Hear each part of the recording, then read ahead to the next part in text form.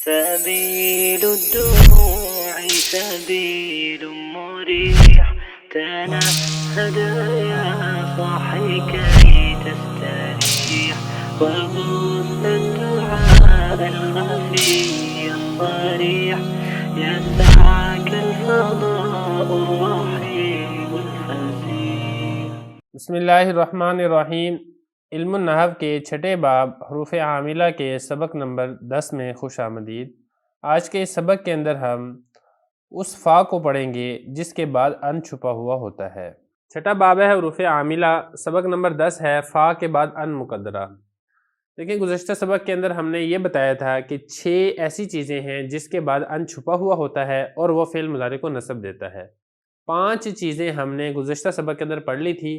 چھٹا ان میں سے جو حرف تھا وہ تھا فا، کہ فا کے بعد بھی ان چھپا ہوا ہوتا ہے. لیکن اس کے اندر تفصیل تھی جو ہم نے پچھلے سبق کے اندر کور نہیں کی، وہ ہم آج کے سبق کے اندر کور کریں گے. ہر فا کے بعد ان چھپا ہوا نہیں ہوتا، پہلی بات تو یہ ہے. دوسری بات یہ ہے کہ فا مخصوص چیزوں کے جواب کے اندر واقع ہو تو تبھی اس کے بعد ان مقدر ہوتا ہے. دیکھیں جو شرط ہوتی ہے، شرط کے بعد آگے ہوتی ہے جزا. تو شرط کی جب جزا جس کے اوپر فا بعضوں کا داخل ہوتا ہے بعضوں کا داخل نہیں ہوتا، تو اس لیے ہم نے یہ تفصیل دیکھنی ہے کہ فا کس چیز کے جواب میں آ رہی ہے، یعنی شرط اس کا کیا واقع ہو رہی ہے. پھر اس کے مطابق ہم نے فا جزائیہ جب داخل کرنی ہے تو بعض صورتوں میں ان چھپا ہوا ہوگا، بعض صورتوں کے اندر ان چھپا ہوا نہیں ہوگا، جو کہ ہم نے آج کے سبق کے اندر کور کرنا ہے. تو سب سے پہلے آپ یہ دیکھیں کہ فا اگر امر کے جواب کے اندر آ جائے تو اس کے بعد بھی ان چھپا ہوا ہوگا. مثال دیکھیں آپ اس کی، زرنی فاکرما کا، تو میری زیارت کر، یعنی میری زیارت کے لیے آ، فاکرما کا، میں تیرا اکرام کروں گا.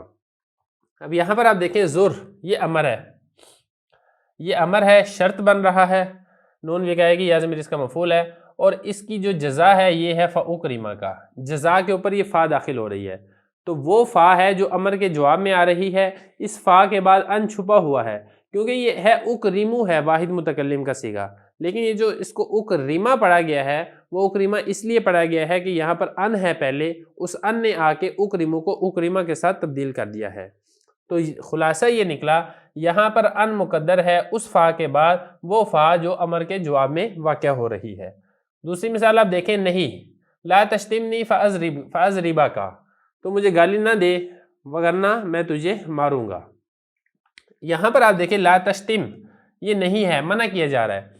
اس نہیں کا جو جواب ہے یہ بن جائے گا شرط، اس کا جو جواب جو جزا ہے اس کے اوپر فا داخل ہو رہی ہے. تو وہ فا جو نہیں کے جواب میں داخل ہو اس فا کے بعد بھی ان مقدر ہوتا ہے. چونکہ یہ ازریبو تھا، لیکن جب فا کے بعد ان مقدر موجود تھی اس ان نے آ کے ازریبو کو نصب دیا تو یہ بن گیا ازریبا کا.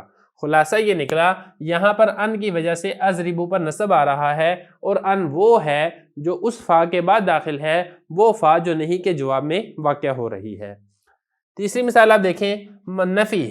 نفی یہ ہے کہ جملہ منفی ہو. ایک ہے نہیں ہوتا ہے منع کرنا، اور منفی ہوتا ہے جو کام نہیں ہوا اس کی خبر دینا، اس کو نفی کہتے ہیں. اس نفی کے جواب میں اگر فا واقع ہو جائے تو پھر اس کے بعد بھی ان مقدر ہوتا ہے. مثال دیکھیں، ما تاتینا، تو ہمارے پاس نہیں آیا، فتحدثنا، ہم تیرے ساتھ بات چیت کرتے. اب یہاں پر دیکھیں یہ ما تاتینا اس کا جو جواب ہے وہ ہے فتحدثنا. اس جواب پر فا داخل ہے تو فا آ رہی ہے نفی کے جواب میں. اس فا کے بعد ان مقدر ہے جس نے تحدثو کو نصب دے کے تحدثا بنا دیا. ٹھیک ہے، خلاصہ یہ نکلا یہاں پر تحدثو پر جو نصب آ رہا ہے اس ان کی وجہ سے آ رہا ہے. وہ ان جو فا کے بعد داخل ہے وہ فا جو نفی کے جواب میں واقع ہو رہی ہے. چوتھے نمبر پر ہے استفہام، یعنی وہ فا جو استفہام کے جواب پر داخل ہو اس فا کے بعد بھی ان مقدر ہوتا ہے جو فعل مضارع کو نصب دیتا ہے. مثال اس کی یہ ہے، این بیتک، تمہارا گھر کہاں ہے، فازورک، میں تمہاری زیارت کے لیے آؤں. یہاں پر دیکھیں این بیتک یہ سوال ہے، سوال کو عربی میں استفہام کہتے ہیں. اس کے جواب میں ہے فازورک. یہ دیکھیں ازورو تھا، ازورو کے اوپر فا داخل ہوا ہے اور اس فا کے بعد ان مقدر تھا جس نے ازورو کو نصب دے کر ازورا بنا دیا. تو خلاصہ یہ نکلا ازورو کے اوپر نصب اس ان کی وجہ سے آ رہا ہے، وہ ان جو ایسے فا کے بعد واقع ہے وہ فا جو استفہام کے جواب میں آ رہی ہے. 5ویں نمبر پر ہے تمنی، یعنی تمنی کے جواب میں اگر فا ہو اس فا کے بعد بھی ان مقدر ہوتا ہے جو کہ فعل مضارع کو نصب دیتا ہے۔ مثال دیکھیں، لیت لی مالن، کاش کہ میرے پاس مال ہوتا، فانفق منہ، میں اس میں سے اپنے مال کو خرچ کرتا۔ تو یہ تمنی ہے، عربی میں تمنی کہتے ہیں، اردو میں اس کو تمنا کہتے ہیں۔ اس تمنی کے جواب میں انفقو تھا، انفقو پر فا داخل ہے، اس فا کے بعد ان مقدر ہے جس نے آ کر انفقو کو نصب دیا اور یہ انفقہ بن گیا۔ تو خلاصہ یہ نکلا، انفقو کے اوپر جو نصب ہے اس ان کی وجہ سے آ رہا ہے، وہ ان جو ایسے فا کے بعد داخل ہے وہ فا جو تمنی کے جواب کے اندر واقع ہو رہا ہے۔ اور آخری نمبر پر ہے عرض۔